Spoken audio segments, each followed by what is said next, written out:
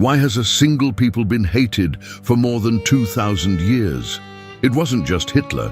It wasn't only the Inquisition, nor the Crusaders, nor the Romans. It was almost all of history. From the Roman Empire to the present day, Jews have been persecuted, expelled, blamed, killed. But why? What is so different about them that they have been constant victims for centuries? Prepare yourself for a story that is uncomfortable, intense, and absolutely necessary. Imagine a world where you can worship any god, as long as you don't refuse to worship all of them. That was Rome, an empire that conquered with swords, but also with religious tolerance. There, Egyptians prayed to their gods, Greeks offered sacrifices, and dozens of peoples brought their beliefs as cultural baggage. As long as they didn't oppose the imperial cult, everything was negotiable. Everything, except what could not be negotiated. Absolute loyalty to the emperor, who was considered almost divine. And then they arrived. The Jews were not like the other conquered peoples. They did not bring a pantheon of gods, but only one. One who, to make matters worse, stood above all others. They would not accept images, statues, or deified emperors. To Rome, this wasn't just unusual. It was defiance. It was rebellion disguised as faith. Tacitus, the great Roman historian, something like the first-century influencer, had no hesitation in describing them as stubborn and arrogant. They didn't eat like everyone else. They didn't work on Saturdays. They did not worship Caesar. They didn't mix. And worst of all, they didn't want to mix. Emperor Tiberius, fed up with their inflexible customs, ordered their expulsion from Rome in 19 AD. The excuse? They were corrupting Roman citizens with their faith. But the truth was different. Rome didn't know what to do with a people who refused to surrender culturally or spiritually. Tensions increased over time. Religious differences became political suspicions, and suspicion turned into repression. Finally, the Great Bar Kokhba revolt broke out between 132 and 136 AD. It was the last massive attempt by the Jews to free their land, and it failed. The Roman response was brutal. Jerusalem was destroyed. Jews were expelled from their own city. Their practices were banned, their traces were erased, and officially their history as a wandering people began. For Rome, the Jews were a cultural anomaly, a people who did not fit into the great imperial puzzle.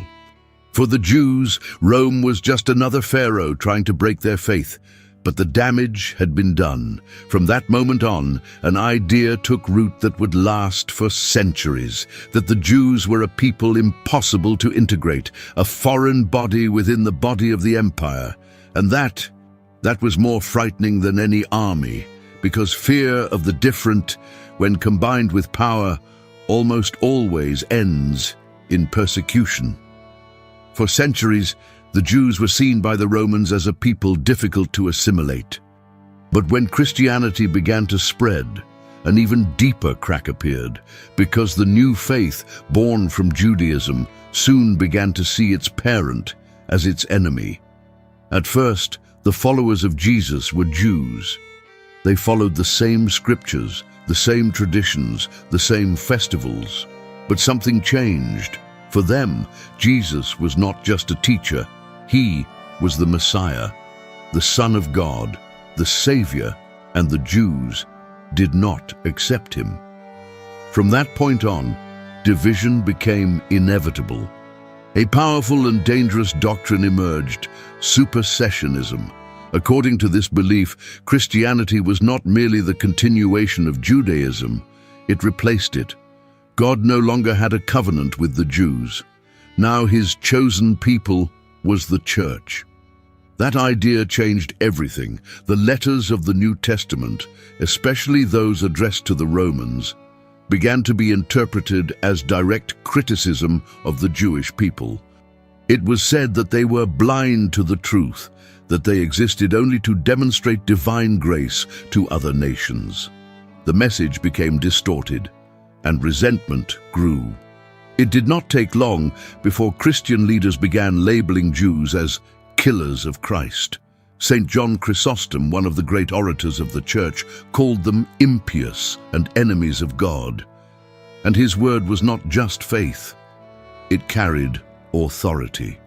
Although for a time there was no widespread physical violence, theological hostility turned into social exclusion.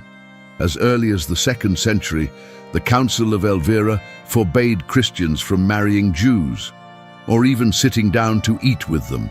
And this segregation became customary, but it did not take long for hatred to turn into blood. In the late 11th century, Pope Urban II called for the First Crusade, the goal to liberate the Holy Land from Muslim control. But many crusaders, before even reaching Jerusalem, decided to practice their zeal by attacking Jewish communities in Europe. In cities like Worms, Mainz, Cologne and Metz, thousands of Jews were brutally murdered. In Speyer, even the bishop tried to protect them, and without success. They were offered a choice: conversion or death. To the Crusaders, the Jews were internal enemies, guilty of having rejected Christ, and therefore they deserved no mercy. What for some was a holy war, for others was an endless massacre. The message was clear: their loyalty to their faith made Jews permanent targets. Christianity, which preached love for one's neighbor, found exceptions when it came to the people who killed the Messiah. And so, theological difference turned into systematic violence, a spiritual rupture that never fully healed, and that planted the seeds of modern hatred. After the Crusades, hatred against Jews found new ways to justify itself. Accusing them of killing Christ was no longer enough. Now darker and more dangerous rumors began to circulate. It all began in Norwich, England, in 1144. A boy was found dead, and without any evidence, a monk accused the Jews of having murdered him as part of a ritual. From that moment on, one of the longest-lasting and bloodiest lies in history was born: the blood libel. The narrative was absurd but effective. Jews kidnapped and killed Christian children to use their blood in religious rituals. It did not matter that there was no proof. It did not matter that rabbis denied it again and again. Truth no longer mattered. Only fear did. And with fear came looting, torture, and massacres. Many rulers saw in these accusations an opportunity. They could confiscate property, erase debts, and blame a common enemy. What better way to consolidate power than to point at someone who could not defend themselves? But the lies did not stop there. In church synods, increasingly humiliating measures were imposed. In 1215, the Fourth Lateran Council decreed that Jews had to wear distinctive clothing.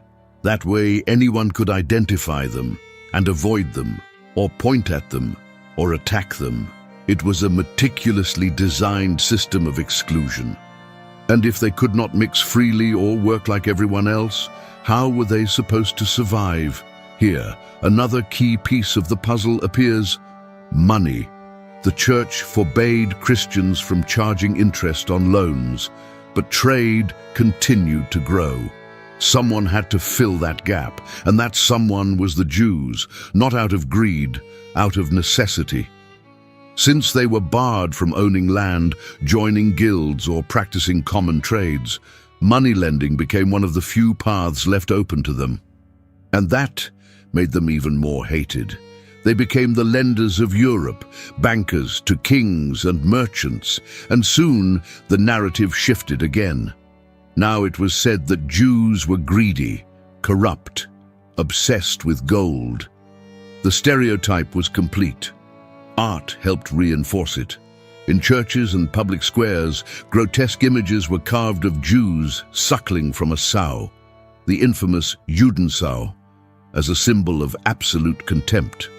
Some of those sculptures still exist today, like stone scars that time has refused to erase.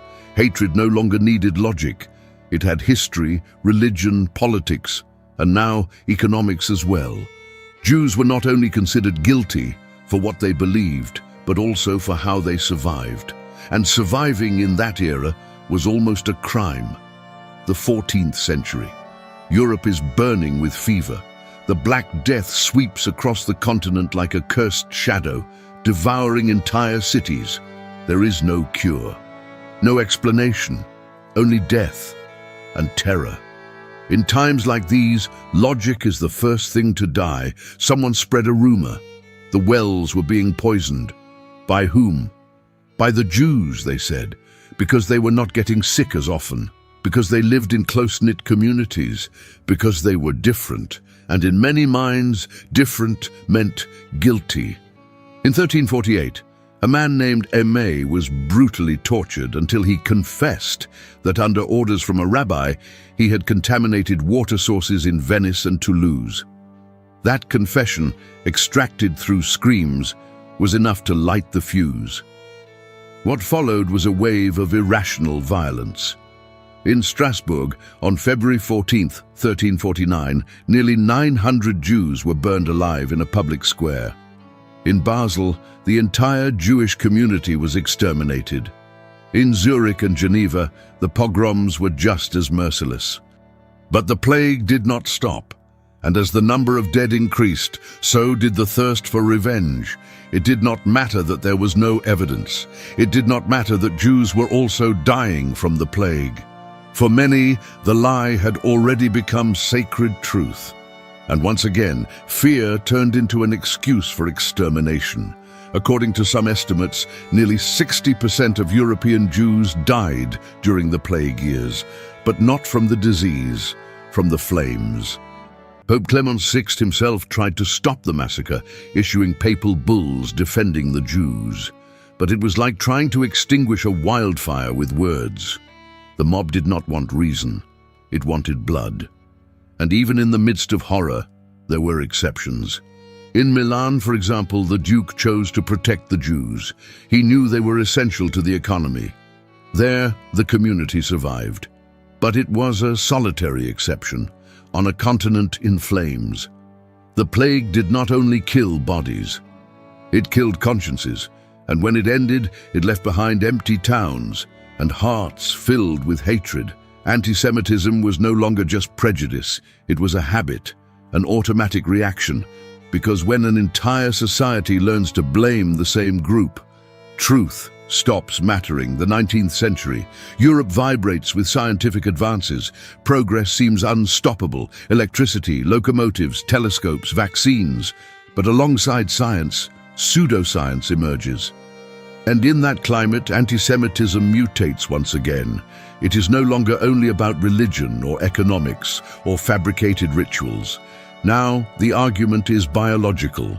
In 1879, a German journalist named Wilhelm Marr coined a new word, anti-Semitism.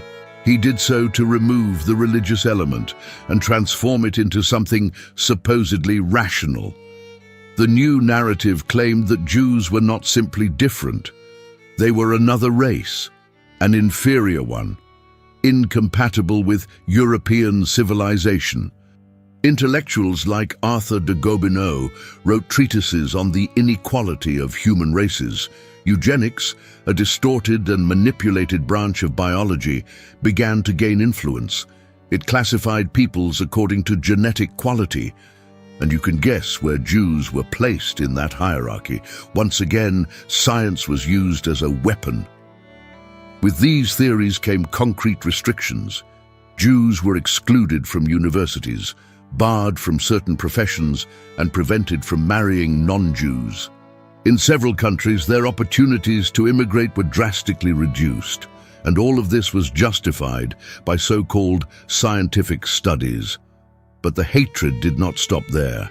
In 1894, the Dreyfus affair shook France. Alfred Dreyfus, a Jewish army officer, was falsely accused of treason. The press condemned him before the trial even began.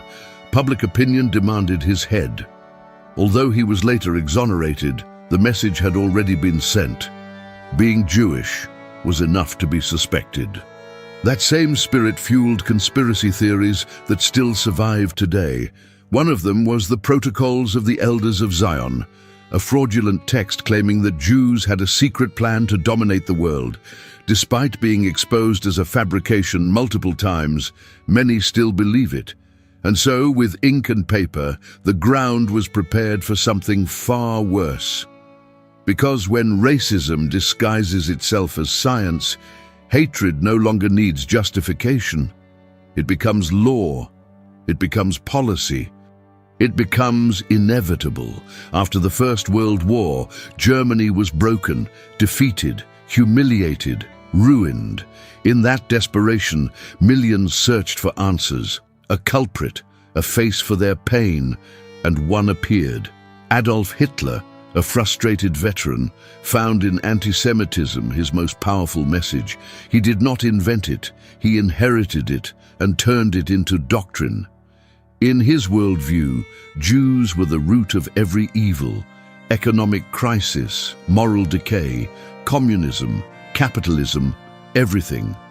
They were, he claimed, a racial cancer, and the only solution was to remove it. In 1935, the Nuremberg laws legalized hatred. Marriages between Jews and non-Jews were banned. Citizenship rights were revoked. Jews were excluded from schools, universities, and public office. They were no longer neighbors, no longer Germans. They were others. When the Second World War began, that exclusion turned into confinement. First came the ghettos, like the one in Warsaw, sealed neighborhoods, overcrowded, without food or medicine, surrounded by barbed wire. Then came the transports, cattle cars, not to prisons, but to factories of death.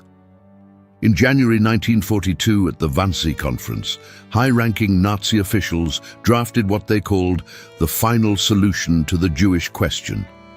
It was the coldest phrase ever used to plan genocide. A perfectly organized machinery was born: Auschwitz, Treblinka, Sobibor, Majdanek, camps with one objective: extermination. Upon arrival, prisoners were separated. The fit were sent to forced labor, the rest to the gas chambers. Doctors like Joseph Mengele carried out inhuman experiments. Children, twins, pregnant women, all became test subjects. And when they were no longer useful, they were killed. But perhaps the most chilling reality is this: it was not only the Nazis. Across Europe, ordinary people, neighbors, employees, shopkeepers, collaborated in the deportations. Some out of fear, others out of hatred, many out of indifference. In just a few years, 2/3 of Europe's Jewish population was murdered. It is estimated that more than 6 million people died, not from disease, not from war, for being who they were. And when the world saw the ovens, the piles of bodies, the suitcases labeled with names, it was too late. Centuries of hatred had reached their climax, and the civilization that considered itself modern and rational had failed in the most brutal way imaginable. Today, anti-Semitism no longer disguises itself only as religion or science. Sometimes it disguises itself as politics, as ideology, as activism. But the mechanism is the same, turning one group into the scapegoat for everything. The language changes, the violence does not. And the most dangerous part is that we have been here before. History does not repeat itself exactly, but it does repeat its patterns: isolation, suspicion, lies, silence, the habit of looking away. Hatred does not disappear on its own. It is inherited, it is taught, it reinvents itself. And if it is not confronted with memory, education, and empathy, it returns. Because every time anti-Semitism resurfaces, it does not come back with torches and uniforms. It comes with soft words, with harmless jokes, with comments that normalize contempt. Until one day, it is too late. Remembering is not an option, it is an obligation, because if we forget what happened, we will live it again. The solution is not found only in laws or memorials.